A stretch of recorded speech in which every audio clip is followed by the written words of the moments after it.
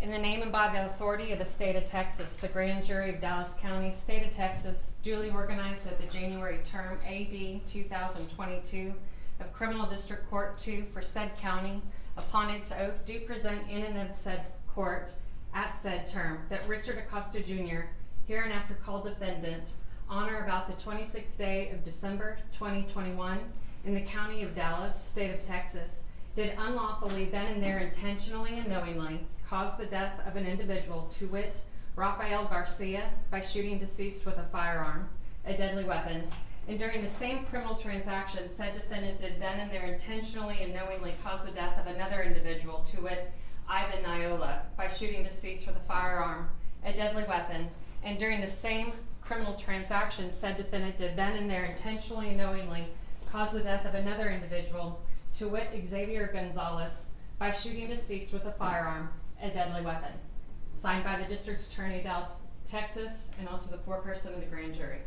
And to that indictment, how do you plead? Your Honor, ladies and gentlemen of the jury, Mr. Acosta is not guilty. All right, you may be seated. Say if you wish to make an oath. Thank you. May it please court counsel. Actions speak louder than words. You are going to see a surveillance video of this entire offense. While you watch this video, I want you to pay attention to this defendant's actions before, during, and after. And I want you to keep in mind, there is one question at play in this trial. Did this defendant intentionally promote or assist his 14-year-old son in killing Ivan Niola, Rafael Garcia, and Xavier Gonzalez? It was the day after Christmas, December 26, 2021. Xavier Gonzalez, 14 years old at the time, drove up to Texaco in Garland about 7:30 p.m. He was there to get food for himself and his family. You'll see him get out of his car, walk inside that Texaco, go up to the food counter, place his order, and sit down at the table that's right inside that front door and wait. About that time, you'll see a white truck pull into the parking lot. A white truck that Ivan exits and Rafael exits. That truck parks at the pumps. Ivan walks out of the truck first, shortly followed by Rafael. They both go into the store. They go to the food counter. They place an order. They wait. 4 minutes after Xavier arrived at that Texaco, this defendant and his 14-year-old son, Abel Acosta, arrive in a white Dodge Ram truck. You will see that they park right at the front doors. You'll see this defendant walk into the Texaco, make a purchase for Tylenol.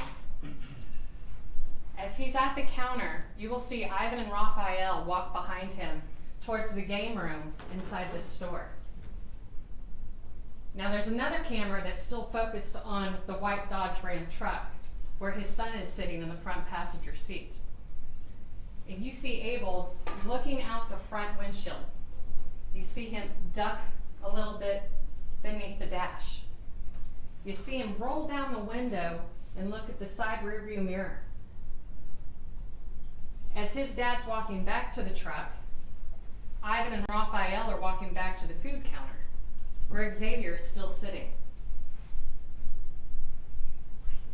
This defendant gets in the truck, and you will see a conversation between him and his son for about 43 seconds. Actions speak louder than words. You will see both of them pointing, gesturing to the front of that store. And their vantage point is directly in front of the front door. And you will see from the other camera angles who's inside that store. Ivan, Rafael, and Xavier, right inside at the food counter.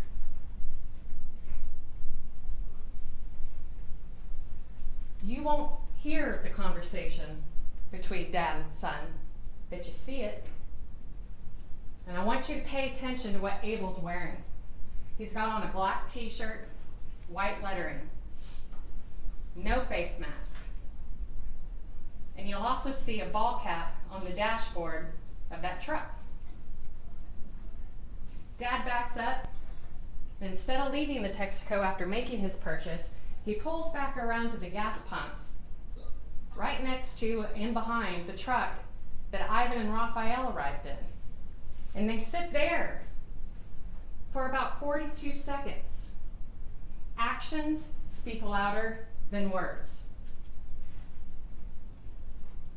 Eventually, they slowly pull back around to the front of that store.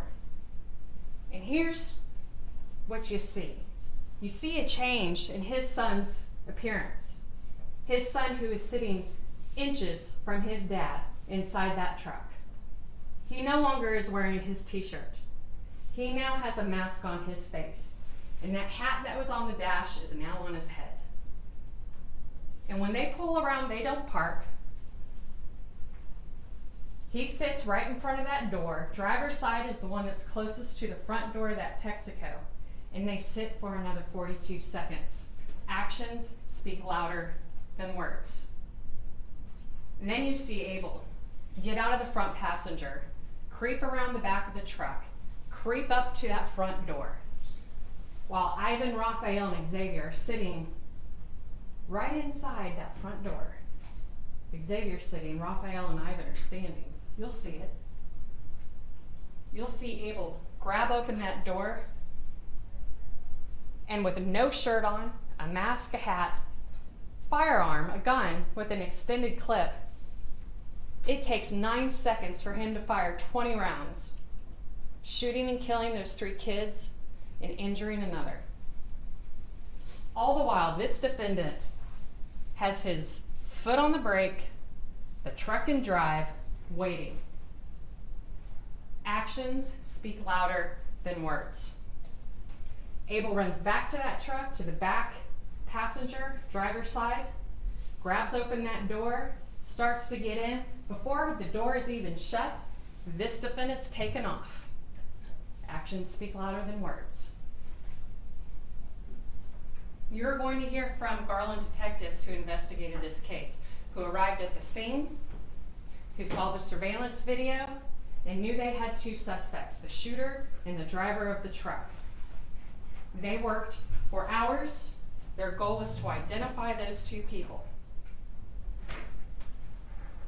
Several hours later, into the next day, December 27th, late afternoon, early evening, Detective Shoup, lead detective, he hears Abel Acosta's name for the first time.